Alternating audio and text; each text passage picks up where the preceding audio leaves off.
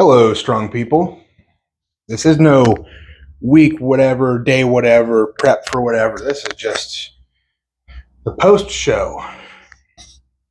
So, Olympic City Pro Am has come and gone. It's Wednesday now. I don't know if I'm going to upload this today. I'll try to, but we'll see. So, I'm going to try to get a lift in today a little bit, at least get moving or something. I learned a lot about this show. I didn't do what I wanted to do. I honestly went there with the full intentions of top 5, maybe even top 3. Top 3 is probably a little bit, ambitious, but I believed I could do it. I knew I could. I knew I was one of the best log pressers there. Unfortunately, they didn't take split times on the log like they said they would. That's whatever. So a ton of us tied on the second log. Nobody was pressing that 400. That 400 log it's felt doable to me, but it felt like 10, 15 pounds lighter on the left side. So just to recap, it was 330, 375, 400. And when we had them on the podcast, they said that the logs would be split timed, since there's 3 attempts or 3 logs. Whoever gets through the first 2 the fastest should get more points. If anybody gets all 3, they should do better, blah, blah, blah, blah. But whenever they said that, whenever they told us that there were no split times, that pretty much changed the whole game plan. No need to rush. So I'm going to make sure I get those first 2 logs and give myself enough time to give the 400 a shot, that's what I tried to do. So I did 330, no problem. Took a few seconds, 375, no problem. Waited, I almost messed up because I expected them to give me some time checks. Like 15 seconds left, 10 seconds left, whatever. I didn't get that I remember hearing. So they could have. I might just not have heard it. So I timed it out basically to where I went for that 400. I'd have 1 shot. This is just on accident. I didn't mean to do it this way. But it's probably smarter that I did, just because if you don't press that the first time, you're probably not going to press it.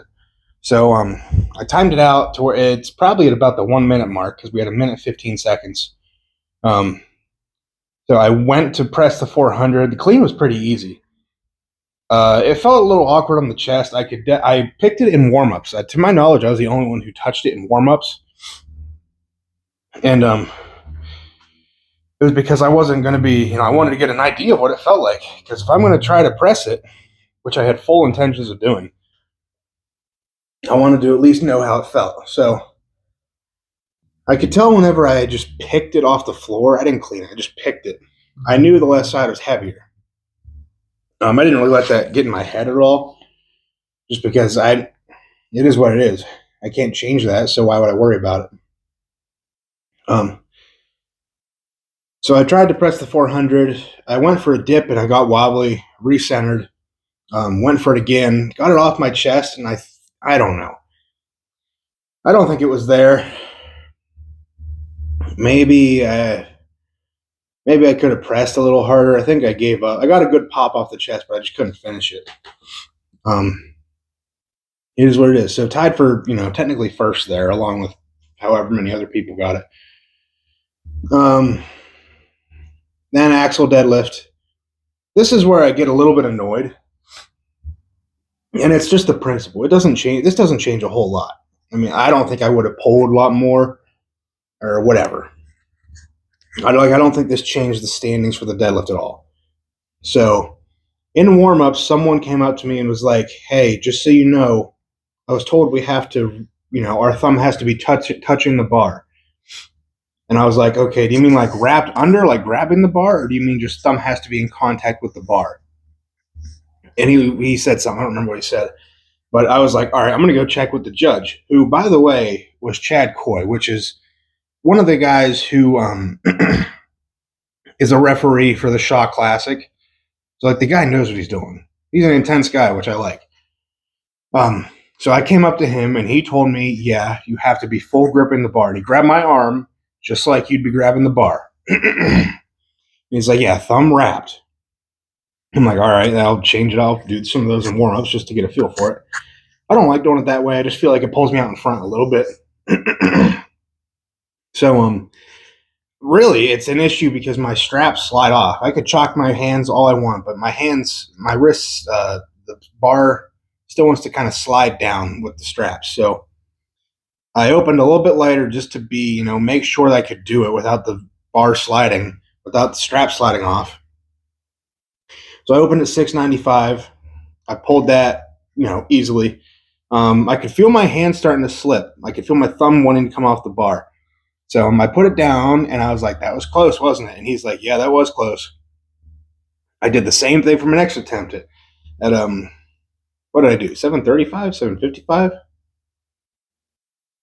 think it was 730. I don't remember what my second attempt was. Same exact thing. Hands started to slip. I got the rep. It didn't come off. He's like, that's still pretty close. I'm like, yeah, I know.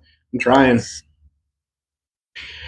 And then I pulled 775, and that was the best rep I had. I don't know what I did differently with my straps that time, but they didn't slide. And so I finished lower than what I wanted to do. I genuinely think 795 or 815 would have been there. But I was more concerned about getting points rather than I was worried about my fingers slipping off, frankly. I didn't want to pull the deadlift and then get a no rep because my thumb came off the bar. So I played a little bit safe there, which is okay. I think after that point, I was maybe tied for second. No, there's no way. Second, fifth, whatever. It doesn't really matter.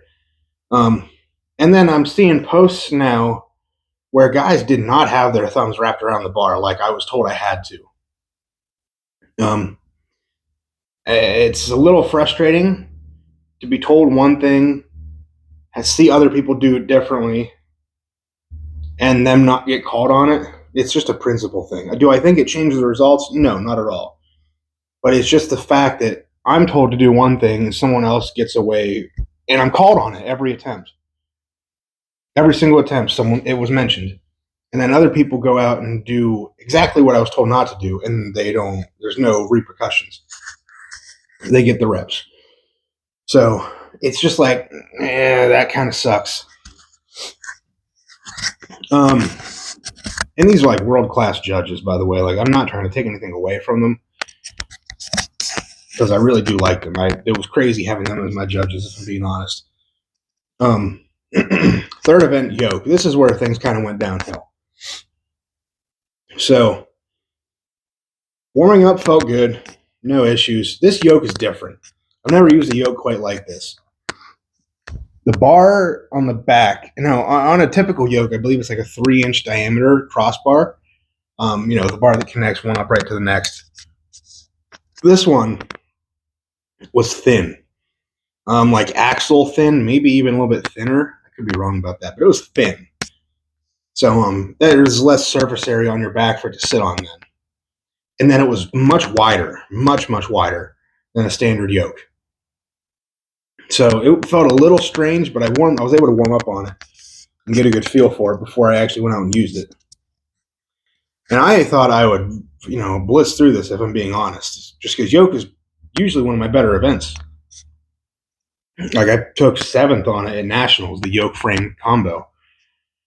So I expected to, smoke this, no drops, straight through. That didn't happen at all. I think I dropped it 5 times probably, and it was crushing me.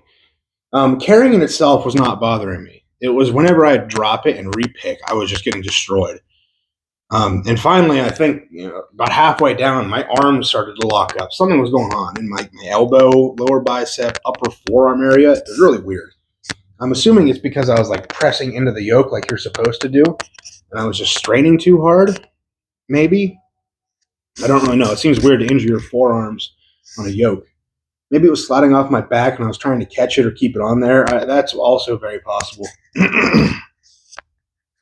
And then as I was, approaching the line, I was like 10 feet away or something. I picked it one more time and I pushed it. I was going to finish. I finished the yoke slowly, but my back took a hit there too. I didn't feel that the day of the show, but I'm feeling it now. It's very tight, and like if I move the wrong way, it kind of takes my breath away type of feel. I felt it before, but it's been a little while, so that sucks. And And there was some maybe like slide things, like there was a 2-second penalty if you slid. And sliding thing is kind of up to discretion, like if the judge thinks you slid, 2 seconds onto your time. You could slide if they don't see it, no slide penalty. So I don't know. There were some people who I think probably should have gotten some that didn't, and then others who did. They probably didn't deserve it. I don't know. Either way, that event, it all went downhill from there. I knew whenever I put the yoke down across the finish line, I knew that as soon as I put that yoke down across the finish line, something wasn't quite right. And I could feel it everywhere. So I was pretty gassed after that. I went back to the warm-up area. I knew I wouldn't have to warm up too much for farmers just because, yoke is a pretty good movement for farmers. So I just did enough to get my grip warm. But I went back there, and I don't know what was on the farmers. I don't know how much was on this first farmer, but it was like not three. It might have been 200 pounds around there. I picked that and I was like, oh my God. Like before I went warmed up, I was like, I can feel my arms feeling awkward, a little strange. And I went to squeeze my hand and I couldn't very well. It hurt. And that carried into the farmer. So I warmed up, did like 200 pounds. I was like, well, that felt terrible. That's not good. Did 275. I was like, I could barely hold on to that. So at that point, I was like, well, I can't do another warm up in here. I got to save whatever energy I have left and use it out there. And now, just for reference, I've done 350 per hand in training, 50 feet down and back in like 23, 24 seconds. And that was like no training. That was after a show. That was right after nationals, actually. So I guess there was training for it, frame, whatever else. So I trained my grip for it, but farmer's a little bit different. So 350 per hand, 50 feet down, back, I did in like 23, 24 seconds. I made it like 30 feet with these farmers. There was just no holding on. It was pain the whole 30 feet. I dropped it, tried to repick, get some more feet, because every inch matters in a moving event like that. If you're not going to finish, you need to get as far as you can. And I was destroying. I also could have hurt my back here too. I was just destroying myself trying to repick these things, but I didn't have the grip for it. And then my core started cramping up really bad, which I've had happen on like the trap bar deadlift before. It's probably just the compromised position of me leaning over with a super rounded back to pick it up. It's just dumb on my part. So that was, I basically zeroed the last two events. The last event being Stones. After Farmers, there was a split second where I was in enough pain to where I considered pulling out of the show briefly. And I've never done that. Not even considered it. Pain kind of subsided there for a little bit because the stones were taking a little while, so I had some good time to recover. I made another mistake here. I tackied up with tacky that I've used once before and I didn't like. It just didn't stick to me. It didn't stick at all. It felt almost slimy. But honestly, I can't tell you why I went along with it, but I did. I had tackied up, sat around, waited. I went to go and put my arms up on the stone platform, competitor ready, set, go. I went to pick that first stone, and even though my hands were sliding off of it right away, it felt like my forearms were being pulled off. It felt so bad. Like in between attempts, I would like clutch my arms because I was like hoping that they're still there, like hoping my biceps still attached, hoping I didn't tear anything in my forearm. So the more I think about it, the more I realize that had I used I don't want to say this is bad tacky because it works for other people, just not my thing.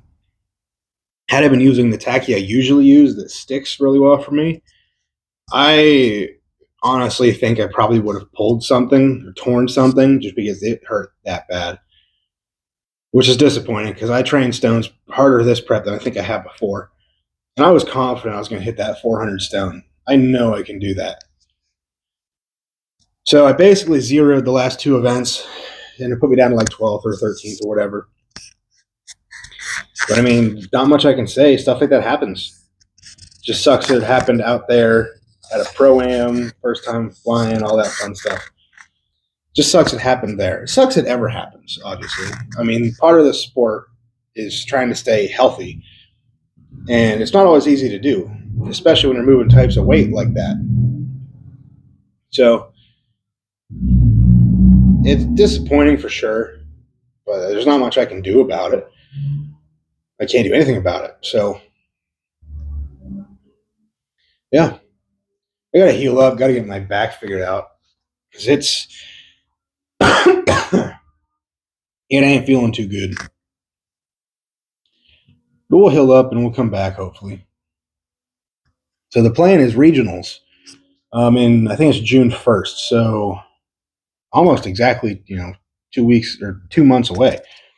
I can't train anything back related right this second. So it's that bothersome. I'm going to do some like reverse hypers and some probably some sort of rows to try to get some blood back in there. Um, just because it needs it. It's not gonna. I mean, it's gonna get better me just not using it. But I think me getting a little bit of blood in there is gonna help speed up the process a bit. So I'm gonna do some sort of lift today. Bench just because it's not gonna involve any back really. I'm probably gonna do some like what's it called?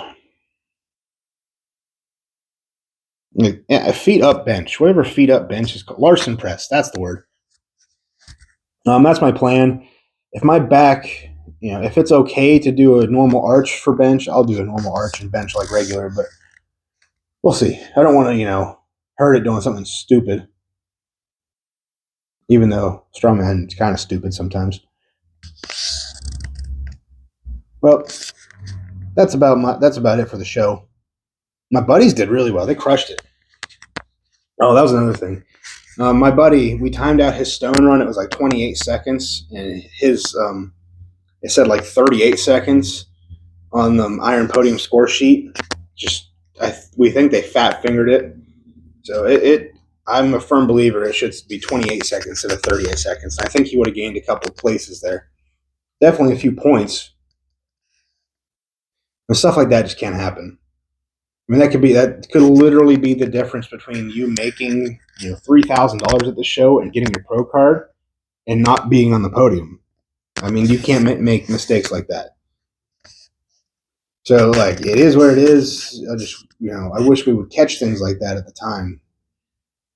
I know if it was a local show, I'd be like, whatever. But it's a pro-am. Money on the line, pro cards on the line. There's just you cannot make mistakes like that. And I understand it's an accident probably if they fat fingered it like that. 28 to 38, easy to do. But all in all, a successful show. We all learned a lot. We got better. We got way better training for a heavy show like this.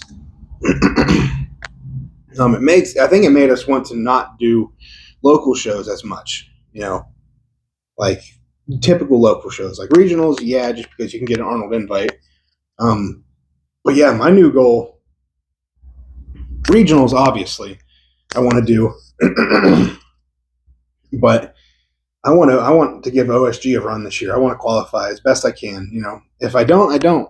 But I want to at least try this year. So that'll be a whole new series. I'm probably going to throw some benching at the end of this or something, give you guys a little bit of lifting content. Oh, I can just, clip the stuff that I did at the show and put it in here because I already have those. They're not very good video quality just because they were recorded off of TV. Because if I tried to do it, I got the live stream. I was going to screen record off my phone, but it's like triple split screen. One lane, 2 lane, 3 lane. You won't be able to see anything. So luckily, my wife recorded it off the TV, so it's a little bit better. You can see better. Quality ain't that great, but that's okay. You at least get to see how exactly I did, at least on the first 3 events. I don't know if I recorded or I kept the 3rd event. There's not much to see. Definitely nothing to see. Or the 4th event. And nothing to see at all in the 5th event. So that's enough talking. I'm going to get some lifting in. We'll see how things feel. I think I'm going to close out the video here. Yeah, why not? All right, go out, get strong, stay strong, and I'll see you guys in the next one. Peace.